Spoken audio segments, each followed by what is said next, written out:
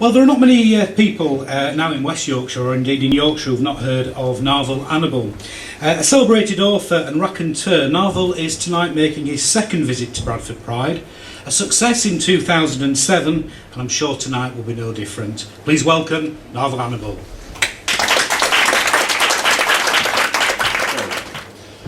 Oh, right. This is an extract from my new book, which hopefully probably will see the light of day towards the end of this year. It's a novel about, based on a tremendously powerful love affair I had in 1966. I fell madly in love with a guy, an American. I lived in Detroit at the time. This American, I call him Ahmed in the book.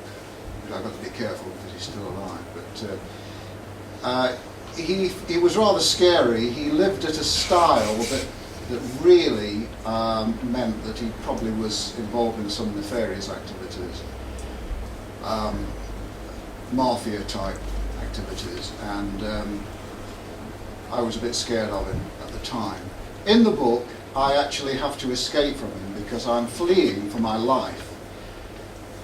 And one of the best ways of being free from him was to come back to England and to go on a long cycling trip. Anyway, enough of that. So this is the bit where I arrive in Bradford. It's based on a true instance.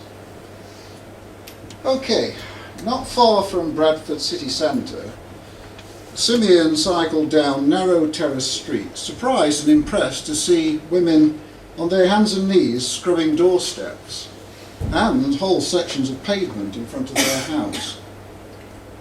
He fell into conversation with a man who looked just like Andy Capp from the Daily Mirror. Mr. Capp was doubtful when asked about bed and breakfast, kindly had a quick word with the missus and suggested that the cyclist might share a meal and stay the night. A man of few words, he ignored the boy's offer to pay the standard 15 shillings. Simeon reasoned that a city the size of Bradford could support at least one gay pub. But, especially in 1966, a warning instinct prevented him from putting that question to Mr. and Mrs. Capp over the dinner table.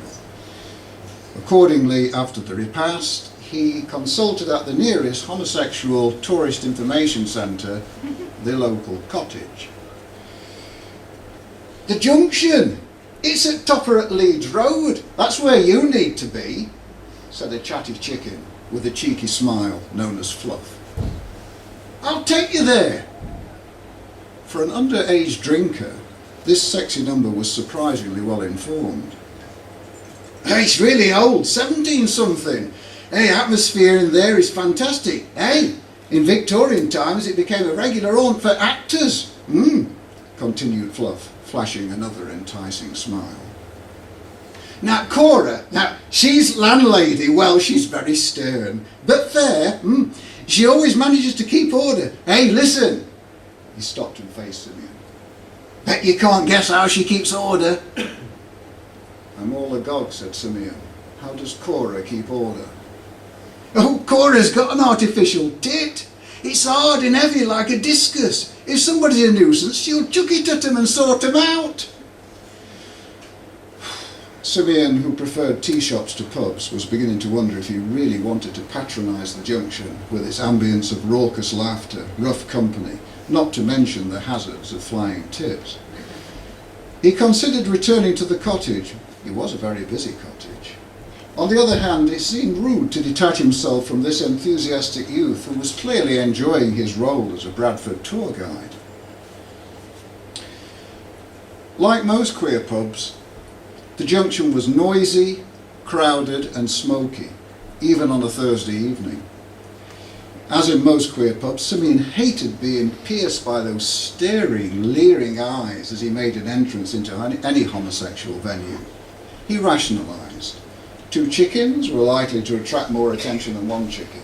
Moreover, at least these cheery Yorkshire folk were not the sneering, leering eyes of the Derby Friary snobs.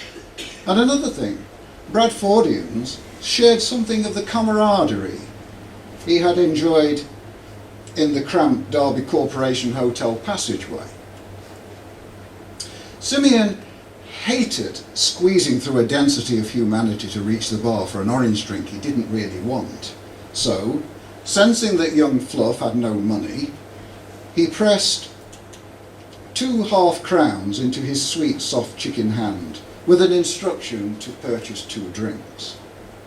Fluff was surprised at Simeon's choice of a soft drink. Truth to tell, I prefer a mug of hot tea, you know, the sort you get in a transport cab.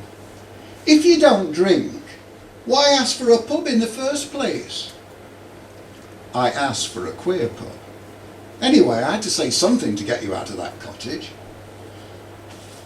A common feature of a gay pub is one dominant personality who holds court. In the Derby Friary, it was Claude Hoadley. In the Derby Corporation, it was Dolly.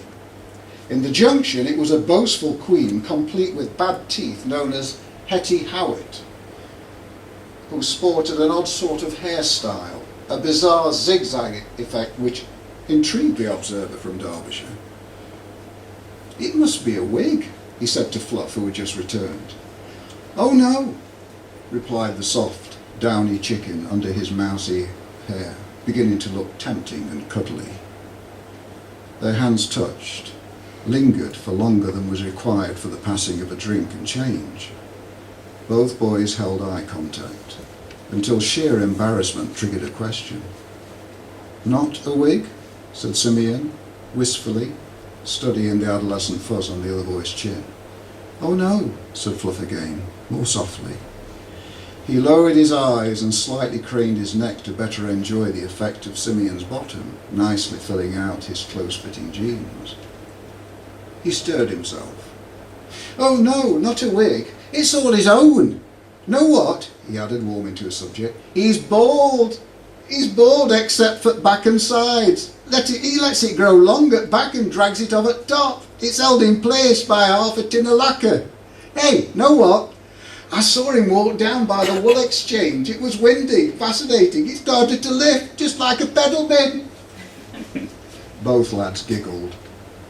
And in that giggle, mindful of the crush giving a modicum of privacy, naughty Fluff felt free to feel and made free with Simeon's backside, as Hetty's bragging increased in volume, fired up by the boy's recent purchase, of his new Sunbeam Talbot.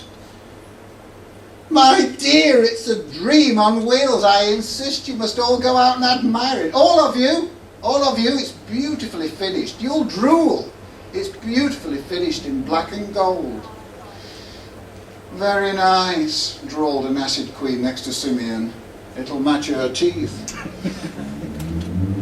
Fluff and Simeon went out with the multitude, but not to admire a new Sunbeam Talbot. Unobserved, they crept down a scruffy but interesting old cobbled lane, hand in hand.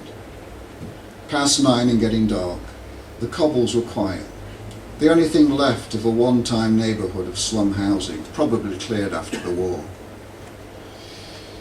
Crossing a rough recreation ground, they broke hands after catching sight of a few grubby kids playing with a football. Minutes later, they stood in front of a council house on that estate. "Mam's up, pub. Come in and listen to me records." At this, Simeon expressed concern about finding his way back to the Caps resident in order to return at a reasonable time, as it is courteous for a B&B guest. At best, he could spend no more than an hour with his new friend. Fluff was miffed. He did not agree that it was necessary to check in before 11 o'clock. Simeon parried, "I'm careful about my sleep, and I need to be in good shape to cycle to Harrogate tomorrow. As long as I'm back by 10:30, promise you'll guide me, please." The promise was given. Moving through a depressing miasma of musty smells, they entered into a cheap, tacky atmosphere, clomping upstairs, barely covered with thin, worn carpet. Fluff's small bedroom, his little world, was equally in bad taste, in terms of lurid colour and shoddy furniture, probably purchased from Woolworths circa 1959. But this was his little world, and it was clean and tidy, an attribute common to most gay boys. The window overlooked the wreck. Scruffy kids were still raucously yelping, laughing and kicking around an old ball in near darkness. It was even darker in Fluff's little domain. Time for a cuddle. It was an interesting cuddle, because Simeon was overwhelmed by a strong yet sad affection for this vulnerable child in his arms. Gentle and tender was the feeling, as if gingerly holding a young fluffy bird. Once again it amused him to note that his bum was an area of erotic fascination, receiving more strokes, more caresses from those sweet, fluffy hands. They felt so good. Simeon pulled back. His own hand, somewhat less naughty, cut fluffy pale cheeks which had seen little sunshine. Sad eyes met sad eyes. Words were not spoken, but thoughts were thought. They said, "Don't go back to the Caps. Stay with me. Stay here all night. Don't go to Harrogate. Let's be together, always." Fluff broke the silence with an enthusiastic reference to his room, decorated in brash, radical contemporary patterns. Books with garish covers displaying images of Roy Rogers, Gene Autry and PC-49, competed with a few Eagle comics and an intriguing poster of a handsome man with cap and black beard. "Who's that?" asked Simeon. "Che Guevara," said Fluff. "A pop star?" pressed Simeon. "Don't think so." Hey, look at this. It's only second hand, but it was 11 guineas new. It's got 4 speeds. Dan Set's one at Best Record Players. It's got an Italian design cabinet." Only 1 speed was required, 45 revolutions per minute. Fluff went over to a rack of records and selected one which he considered to be romantic enough to suit the situation. It was a catastrophic failure. Simeon begged him to remove it from the turntable immediately, on the grounds that he detested Tears by Ken Dodd. Something by Jim Reeves was offered. Simeon responded with a look of horror. But Don't Worry Baby by the Beach Boys was very acceptable and played several times. With feathers slightly ruffled, Fluff suggested that Simeon's wholesome insistence on early to bed, 8 hours of sleep, might be spoiling his fun in life. "Bet you've never been on the milk train. You've got to be up late to catch the milk train." The next 10 minutes were given over to an exposition of Fluff's exciting Saturday night adventures in Manchester. He described wild escapades with his mates from Leeds in the Union at the junction of Princess Street and Canal Street. The Rembrandt and the Trafford Long Bar were also mentioned. These well-known gay pubs of Manchester were familiar to Simeon because the previous year he'd been carted around them by the notorious Dolly of Derby before. Tongue-in-cheek, Fluff explained that chucking out time coincided with Simeon's bedtime, 10 o'clock. But carnal activities continued in the nooks and crannies of alleyways, jitties, towpaths and toilets until 5 minutes to midnight, when the last train departed from Manchester railway station. Ooh. "I expect you were one drained, worn-out Fluff dragging yourself onto that train," asked Simeon with a slight edge of concern. "Not always. Sometimes we were a right bunch of sluts. We deliberately missed the last train and extended the evening." "Extended? No wonder you're thin and pale. You can't possibly keep on having seedy sex after midnight. Well, for starters, it's not safe." "Manchester's full of excitement into the night," insisted Fluff. "Come and join us sometime. You'd like it. You could be nuzzling up to dodgy chickens in that sleazy all-night cafe in Dell Street. You'd love it." "No, I would not." "Yes, you would. You could drink yourself silly at a shilling a time down in big pint mugs of tea." A big hug followed. They both fell onto a lumpy little bed, and Fluff fumbled. It didn't take long. In due course, the two boys lay quite still, silently, side by side, staring at the ceiling. The satisfaction was physical. Simeon was never hypocritical about sex. He enjoyed it, but in this instance, it had left him troubled. He reasoned that there must be thousands of Fluffs in West Yorkshire who claimed to be having a great time each weekend, out late, on the piss, burning the candle at both ends, and doing themselves little good with such an unhealthy lifestyle. Simeon knew that Fluff was unhappy, and abruptly, Fluff broke into these brooding considerations with an unexpected suggestion, an echo of his previous thoughts. Let's be an affair. Now, an affair was common parlance in mid-20th century homosexual English circles for a relationship, a partnership. Simeon was more accustomed to the American term, lovers. No kidding, he insisted. Let's go steady. I think I love you. Simeon looked at Fluff as an older, wiser person might look indulgently at a child.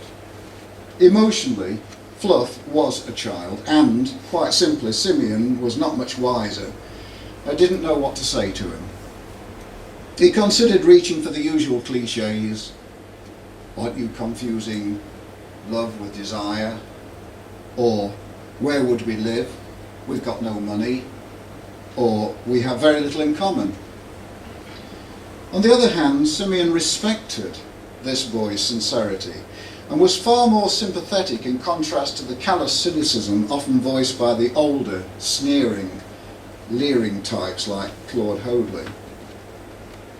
I expect you think you're Prince Charming, said Fluff, slightly tearful, but miffed by the delay in receiving an answer to his heartfelt proposal. Actually, I'm running away from Prince Charming. Having articulated the reality which now controlled his life, coupled with the passion for Ahmed which still obsessed, Simeon's countenance clearly registered the anguish of his deep feelings, and Fluff, with alarm, noted the sudden pain. What's the matter? Are you in trouble then? What's wrong? Tell me, please tell me. Simeon, feeling at the very least that he owed his new friend an explanation, gave a brief and discreet outline of his escape from America. He spoke of Ahmed, butcher as a brick, the gorgeous but dangerous criminal lover who still held him in a grip of passion. Why arrogant? Why not? It's a nice place. It'll do for a few days. I just have got to keep moving to keep safe. Oh, yes, I can see it in your face. It does sound like a tall story, but it happens to be the truth. Take it or leave it.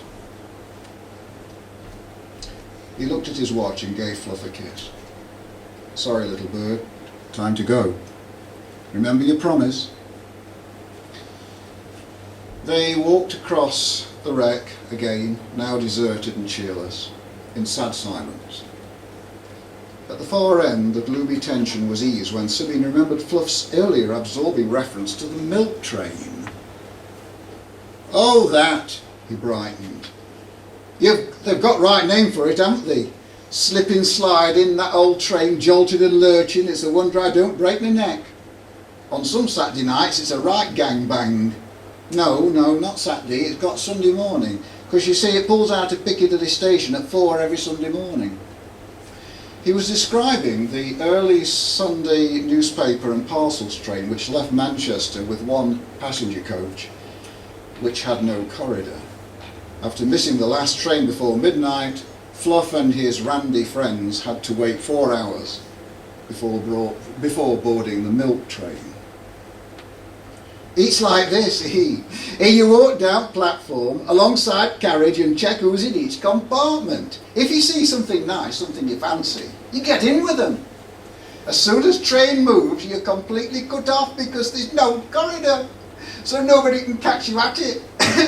Great, You can get cracking, you can get down to it. I've had fantastic rides on that old ramshackle train. Last month it was heaving, and there were 6 of us going at it hammer and tongs. You'd love it. No, I would not. No, don't get me wrong, Fluff, don't get me wrong. I like orgies, but a mobile orgy in the middle of the night? No way. Eager to secure as much time as possible, Fluff walked Simeon right up to the Cap's front door. At the entirely acceptable time of a few minutes past 10:30. Simeon yawned. Fluff did not. Simeon was sad. Fluff was heartbroken and broke down into heavy sobs as Simeon tried to say goodnight. Alarmed, he pulled the tearful chicken into a side entry and for a few minutes comforted him as best he could with hugs, kisses, tender words. "You need love, not milk trains," he whispered. "I love you," moaned Fluff miserably. "You will meet Prince Charming," said Simeon, pretending to be wise, pretending to be strong, a strength which was necessary for them both at that moment. "But don't expect him necessarily to look like Prince Charming. Life's full of surprises." The last few minutes turned into about a quarter of an hour before Simeon could extricate himself from his pitiful friend. The hardest part for both parties was the grim prospect of no further contact, save that they might meet again sometime by chance. But they never did. Simeon's own heart was breaking as he gave a last wave to the sweet, slight, fluffy lad who looked alone, so very alone.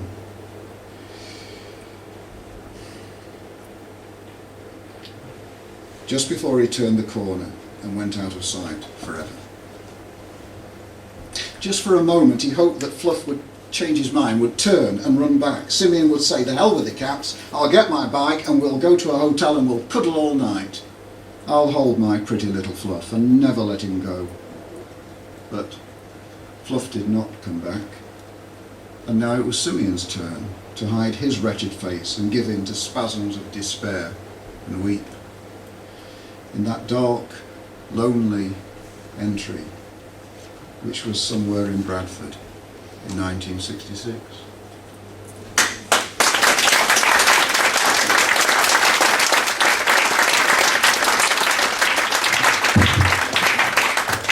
Narvel, thank you very much. And if that's whet your appetite, Secret Summer is due out, I think, early 2010. I think that's more likely than Right. 2009. But certainly you can pre-order it either tonight from Narvel or indeed on his website. And he has written several books as well. And if he's got some here tonight, I'm sure he'll sell and sign them for you. Narvel, thank you very much indeed.